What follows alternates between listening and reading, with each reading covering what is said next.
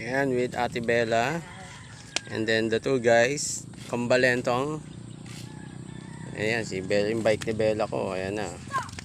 Big girl ng Bella ko. Kaya yan na yung bike niya ngayon. And then yung dalawang tukmol, ito. My first time.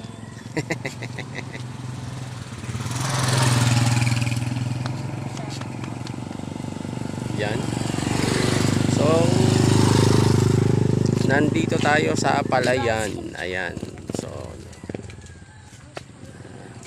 dito, konti lang masyado yung dumadaang sasakyan. Kaya dito kami nagtatambay. Saturday today. So, ine-enjoy ng mga kiddos ang kanilang bakasyon ng 2 araw. Ayun, isa layo na.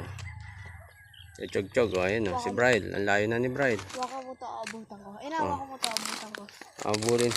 Abulin ni ito tapos sa ground. Okay, magkalat dito. Walang naglilinis dito. Abulin ni Ate Beloy.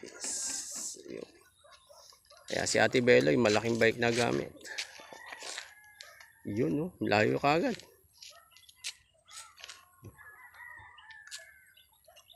Layo ng Bebeloy ko. Ayan, ganda oh. Pababa na yung araw oh. Ayan, napakaliwanag. So mga 30 more minutes, hindi na natin siya masisilayan. So it's already 5:30 in the afternoon. Ayan si Butchog-Chog oh. Oh. Ayan. So you have to follow me, you know that? May saranggola kami pero hindi namin mapalipad at walang hangin. Walang kahangin-hangin. So hindi mapalipad ang kanilang saranggola. Saranggola ni Pepe hindi hindi mapalipad. Anong enan ko. Hindi mapalipad. Pagod ka na?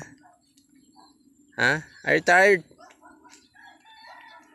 Young man? I don't know. I don't know. Ay, yung dalawa, lumabas na ng road. Lumabas ng road. I'm not good enough to bike. Because I don't bike that much. Yeah, but you need to do more practice. Like I keep falling. Like I'm driving like look to the right.